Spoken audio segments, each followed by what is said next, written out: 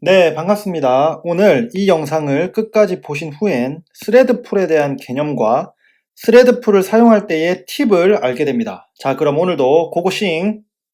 자, 우리는 백엔드 전문 채널이니까 오늘은 API 서버와 관련된 얘기로 이야기를 시작해 볼게요. 이 서버 API에 이 요청들이 들어오게 되면 그 요청을 처리하는 여러 가지 방식들이 있는데 그 방식 중에 하나가 스레드 퍼 리퀘스트 모델이 있습니다. 이건 어떤 모델이냐면 리퀘스트마다 스레드를 하나하나씩 할당을 해서 하나의 리퀘스트는 하나의 스레드가 처리할 수 있도록 하는 거죠.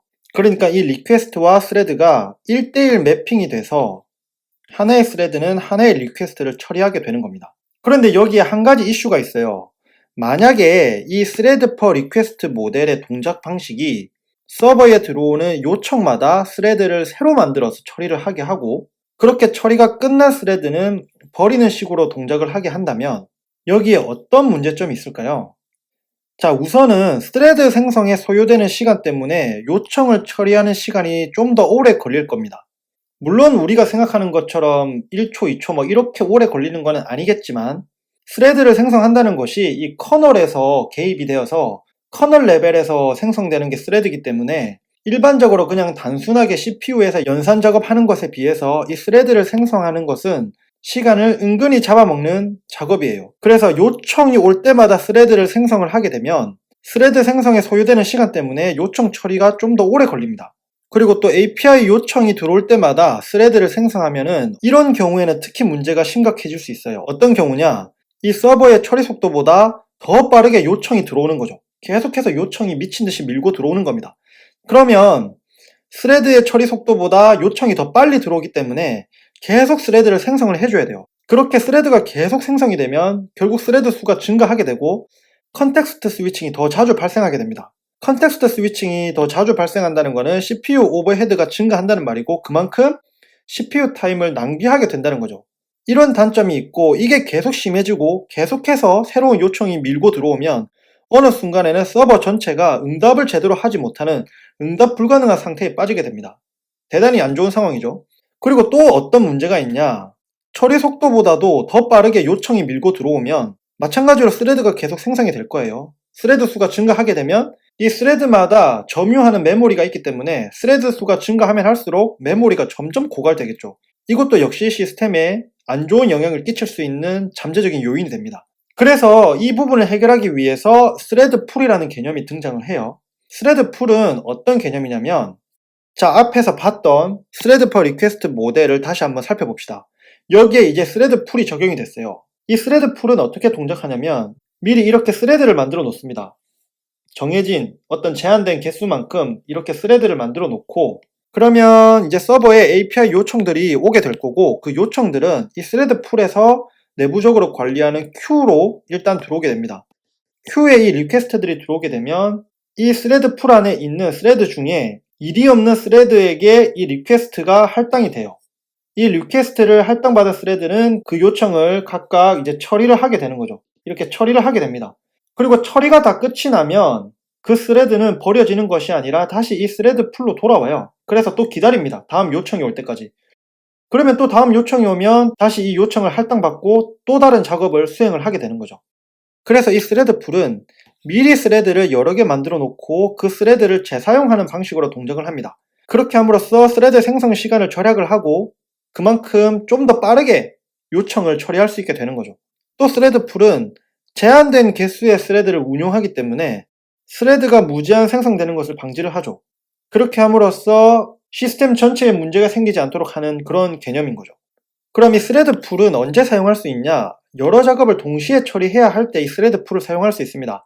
바로 앞에서 살펴봤던 예처럼 스레드 퍼 리퀘스트 서버 모델에서도 사용할 수 있고요. 또 태스크를 서브 태스크로 나누어서 동시에 처리 가능한 경우에도 이 스레드 풀을 사용할 수가 있겠죠.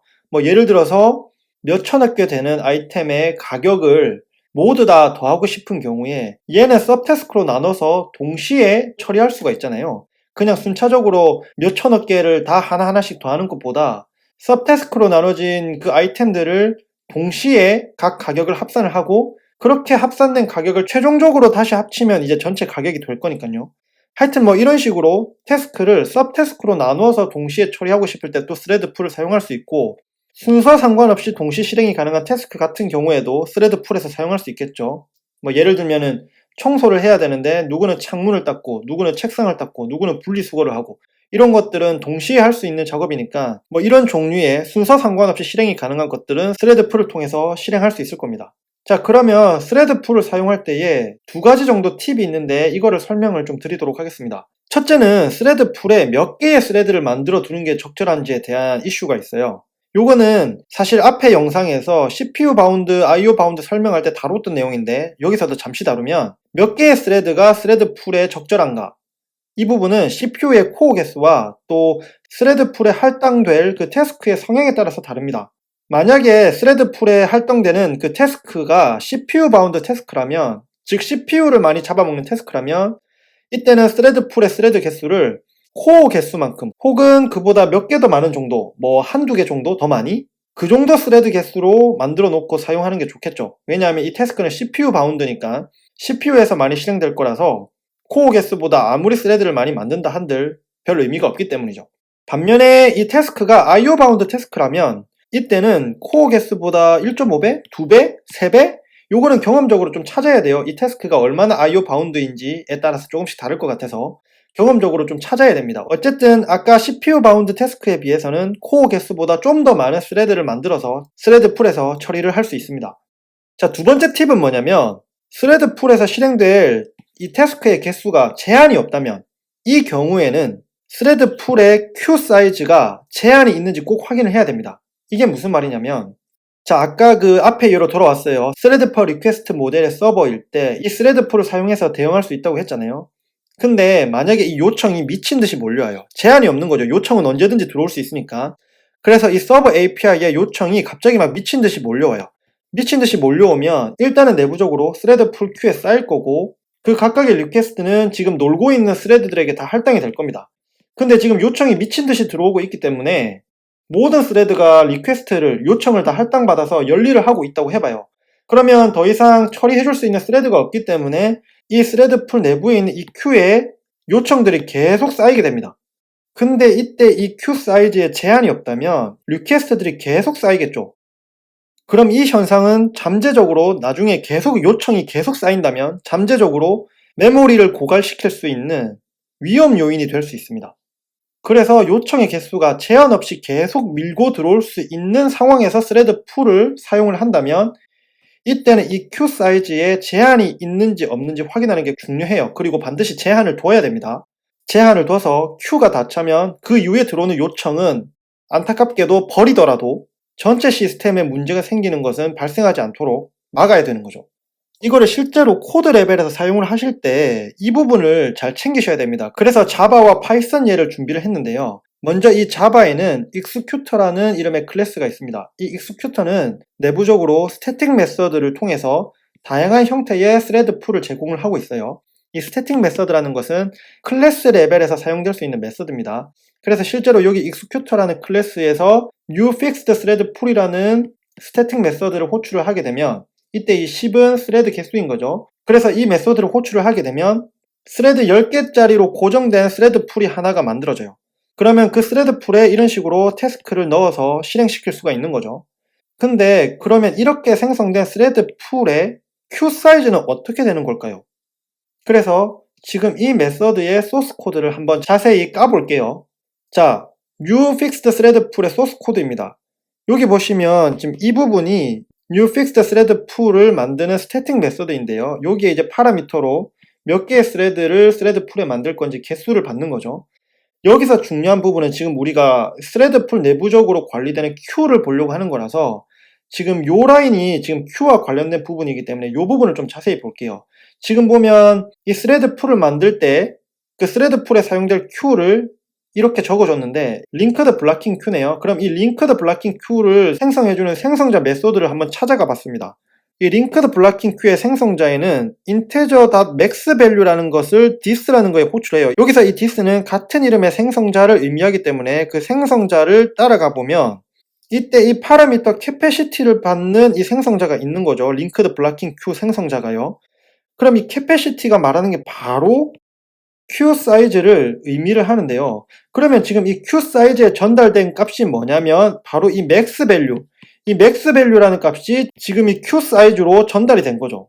그러면 이 자바에서 인테저 맥스 밸류는 얼마나 큰 값이냐면 20억이 넘는 값이거든요. 그럼 이 말은 제한이 없다는 거예요. Q 사이즈가 제한이 없다라는 말과 똑같습니다. 그렇기 때문에 이 new fixed thread pool을 통해서 만들어진 이 thread pool의 Q 사이즈는 제한이 없으므로 이 thread pool의 요청이나 어떤 처리해야 될 태스크들이 너무 많이 몰리면 Q에 계속 쌓일 수 있는 위험 요인이 잠재적으로 있다. 이거를 인식하셔야 된다는 거죠. 그래서 이 executor.newFixed thread pool이 자바에서 기본적으로 제공하는 거니까 뭐 안심하고 쓰면 되겠지, 그냥 이렇게만 생각을 하시면 안 된다. 요거를 말씀드리고 싶었던 겁니다. 파이썬에서도 한번 살펴볼게요. 이 파이썬에서도 thread pool executor라는 클래스가 있어요. 이 thread pool executor를 이렇게 만들어줍니다. 여기서 파라미터로 max workers, 이게 이제 thread 개수겠죠. 여기서는 지금 7개를 만들어주라고 전달을 했습니다. 그렇게 executor가 만들어지면 이제 이 executor의 태스크를 뭐 이런 식으로 실행을 시키는 거죠. 그러면 이번에도 이 thread pool executor 코드를 한번 따라가 보겠습니다. 이 파이썬의 thread pool executor 코드를 살펴보면 여기 이 클래스 thread pool executor가 보이시죠? 여기에 이 언더바 init 언더바 이게 파이썬에서는 생성자입니다. 이 생성자의 구현체를 일부 가져와 봤는데 내부적으로 여기 보이시죠? work queue라고 해가지고 simple queue라는 것을 이 thread pool의 queue로 만들어줍니다. 근데 이 simple queue가 어떻게 동작하는지 파이썬 문서를 찾아보면 이 문서에 unbound first in first out queue라고 되어 있어요. 이 unbound가 의미하는 게 바로 사이즈가 제한이 없다는 것을 의미를 하는 거죠.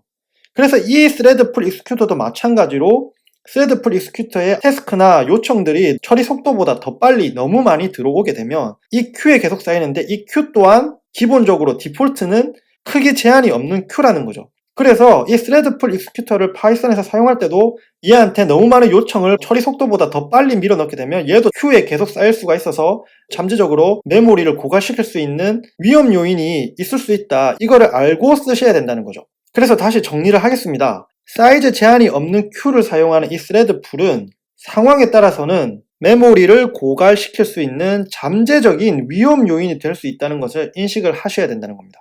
그래서 앞에서 말씀드렸던 것처럼 thread pool을 쓰려고 하는데 그 thread pool에 어떤 요청이나 태스크들이 제한 없이 막 갑자기 빠르게 몰릴 수 있는 상황에서 사용될 thread pool이라면 이때는 Q 사이즈에 반드시 제한을 걸어서 Q마저도 다 차면 슬프고 안타깝지만 그 이후에 들어오는 요청이나 태스크들은 일단은 버리더라도 전체 시스템은 보호하는 형태로 사용할 수 있도록 해야 된다는 거죠.